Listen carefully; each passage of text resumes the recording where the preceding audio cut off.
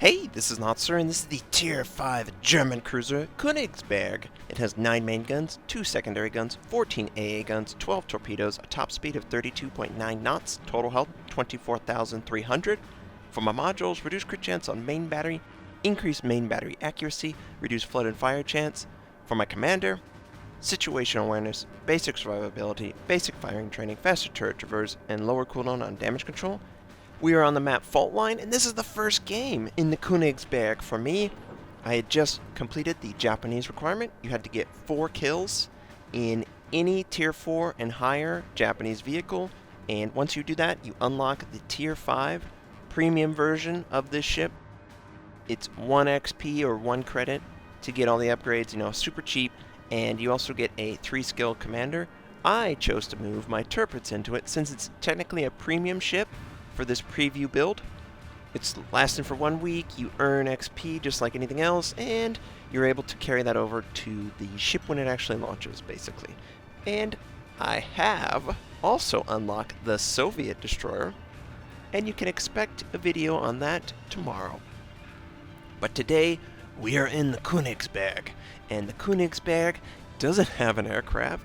It also cannot use defensive fire. Hydro is the only module that can be in the T slot. So there's a little bit that's pretty terrible about it, but the guns, the velocity, they feel really nice, and hopefully we can run into an enemy so you can see. Now we're capturing C, the enemy's capturing A and B.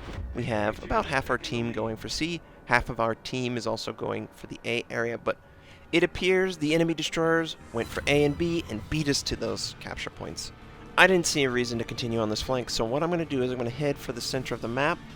I feel like I'm going to run into some enemies, and when I do, I can take them out. I'm just that sort of person, okay? First game, never even fired the guns, and it's like, okay, I can beat you. Yeah, no problem. I don't need to get accustomed to stuff. It just comes to me. In every game I play, it's always very easy to uprank initially. It's not that hard, and I kind of lose interest before most players get accustomed to the game. I move on to the next game. I love games. Basically play it all. FPS, RPG, MMO, RTS. So we're going through this gap. An enemy cruiser is engaging 2 friendly destroyers north of my position. And right now I'm feeling fine. I feel like, maybe I'll run into something, but it couldn't be that bad. And they've got 2 points to our 1, and we don't really see a lot of them. We do see that a enemy destroyer was killed, and holy crap! We've got our situational awareness going off. Isukaze, he's kind of shocked, I bet. Guns aren't even facing us, but of course he's going to send his torpedoes, so we're able to avoid the first set. Second set, it's going to hit us right on the nose. The third set misses us completely. Now, our back guns were not in position to engage him, so they have to rotate. We're trying our best to at least get a situation where the torpedoes can hit him, but he's angled pretty good. We knock out propulsion, and it requires that he use damage control or he's gonna die. So he's used it. The next module damage we do will stick, and we fire basically all guns except 1 set, and wait, this is pretty insane damage. We fire again, and we take him out. And I think that was really close. A destroyer would not show his side if he didn't intend to use it. And what do they do when they show their side? They send out torpedoes, and I let them know I felt that I was close too, because I ran aground. I was a sitting duck. I was so dead, but we were able to take him out before he was able to send those torpedoes and maybe not kill us, but take another 8k off. So, friendlies finish off that cruiser. We've killed what looks like 3 enemies in this area. We see an enemy Fuso in the area around B that we're going to fire.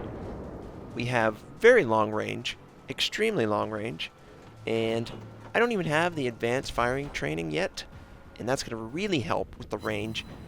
I mean, this is near battleship range, and this is a Tier 5. So it is theoretically possible that you could outrange the fire of your guns. Especially this particular tier. The Königsberg has 150mm guns. They are much smaller in the profile that they will extend versus a 203, you know, standard cruiser. So, you know, we gotta learn. First game, right? This is the fully upgraded variant because it only costs us 2 XP and 2 credits to do it, and why not? I'm not gonna deal with slow rudder shift, but I can feel that rudder shift even with the upgraded hull. So yeah, and I don't have access to the rudder shift module, obviously. This is a little too low. Tier 6 is where you start getting that. But the velocity on these guns is fantastic. I really like these guns. We're able to set the Fuso on fire.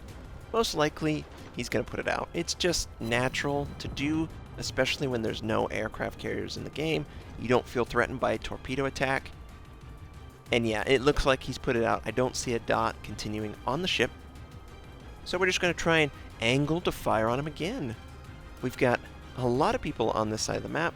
Don't really know a lot about the western side of the map. I only see, what, 3, 4 ships? So that's a little scary. We don't know where the destroyers are. I don't want to come around an island and run into one. That would be terrible, especially in a ship with a slow or sluggish rudder. And we're just barely outside of the island. The ship, it's the same speed as any other Tier 5 cruiser. That is one of the strengths of it. I think it feels like it could keep up with everything that it comes in contact with, plays with, or goes up against. It is unique though. It's a Tier 5 with turrets and guns all over those turrets. You know, the Furutaka, the Omaha, the Murmansk, the Marblehead. All these are old relics of the past, whereas this ship in particular feels like a higher tier ship, at least in the gun layout. So it's nice to be able to use all your skills that you've honed at higher tier. I know for me, personally, whenever I play a Marblehead, an Omaha, or a Murmansk, it's really awkward, because nothing plays like that at higher tier, where you have access to extra guns if you were to wiggle your ship. So I might not be as optimized in my damage output with that particular ship, but a turret ship with a ton of guns, everything can fire on the enemy, easy to use. We see an enemy Minikaze, and we're going to fire on his position. We're able to rotate, and the guns are ready to fire. I didn't feel like the gun rotation felt any better or worse than anything I come up against. But you can see the rate of fire is pretty nice. The velocity is awesome. The enemy sends torpedoes. Of course you did, enemy Minikaze. We are onto your tricks, my friend. We do that stuff. And we use our hydroacoustic because why not? They buff the time it lasts and the range. If he stays stationary in the smoke, we'll be able to ambush him because he will not be expecting that we will have vision on him. And as we move towards the smoke, and I don't recommend you do this unless you are prepared with the knowledge that the destroyer had sent the torpedoes, or you felt like, you know what, he's not in a good angle, I could ambush him, I could get within that 2-kilometer range and kill him before he could send his torpedoes. Because he doesn't know I'm here, my situational awareness is not on screen, so he's as blind to me as I'm blind to him. But as we move in closer, it's apparent he's not here. We would have seen him. We're almost directly inside the smoke, and yep, he's on the other side. He's trying to harass friendlies, and we're going to fire on his position. He's not too far away. I see some lobies shy away from some of these ranges on destroyers, but you really shouldn't. Just treat him as a faster cruiser, and if you lead the target more, you know, maybe double the distance you would lead for the equivalent distance from your ship.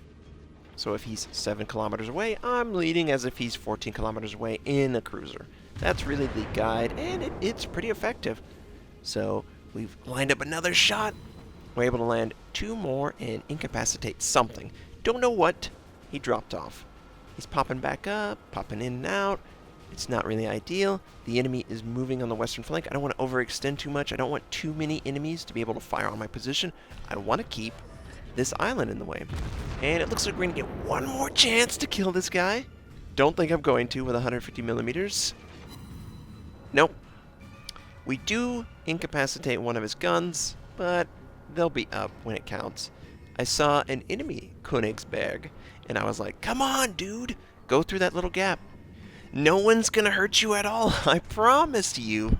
but it doesn't look like he wants to take the bait.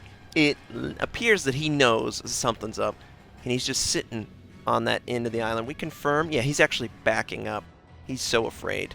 He probably sees that friendly minikaze, so we're just going to fire on this Cleveland. He doesn't care. He's going to pop out. We initially fire HE. We set him on fire. We swap to AP because waterline shot. This is money, and of course we fire. Don't really see the kind of penetration we want, but we're going to fire again. The rate of fire is so extreme. Someone does tons of damage, and it doesn't matter that we don't get a Citadel. We finish him off because he was just so low.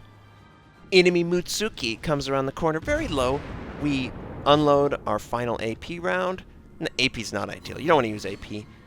See, you can see it was awful. HE's ready to go. We fire. We see the enemy minikaze in the background. Looks like we have good grouping. We take out, well, we don't take out, but we incapacitate one of his modules, and we're going to follow up with another salvo, and he's barely alive. Come on, kill him. We fire with a textbook turn back, but he turns back again. Hazmat, you need to die, and you're not trying to survive, okay? You're just trying to live long enough so I can get the kill. That's your goal in this game. We fire again, straddle the target. He is definitely trying to avoid dying to us, and we need to be a little bit careful. We just confirm, yep, the battleship is not looking at us. You can see the turrets. But there's another battleship in the area. This enemy Fuso. He is stationary, so we're going to fire on his position. We've got HE loaded. HE is what you want to use against a battleship, especially at this angle. This is not a time to use AP. We set a fire, he puts it out. So he's going to be susceptible to fires and flooding in the next 10 seconds. My team has really done a fantastic job of capturing B. They're attempting to capture A. And the enemy has just, they've pushed too far. They're out in the open. We're able to fire on their position, and we're going to fire on the Mutsuki one last time. We got to land this. Come on, kill the Mutsuki. Fire again because the rate of fire is so, barely straddle the target. We can get this guy. Doesn't look like he wants to change his heading. That is his downfall. Again, straddle the target. And we fired another salvo. We'll see if this is successful. Waiting for it. Yes, we take him out. Extremely long range. Take out the enemy destroyer. We have maybe one more chance to send out torpedoes at this enemy Congo. Game ends before we can take him out. So, game's pretty good. Ship felt alright. I could make it work, and that's the most I ever ask of a ship. 4 kills, base XP, 1380. Nothing spectacular. I just wanted to share my experience with the ship. Around 40,000 damage. It's alright. I hope you enjoyed seeing the Königsberg for the first time. Tomorrow will be the Soviet destroyer, so look forward to that. Hope you have a fantastic day, and I'll catch you next time.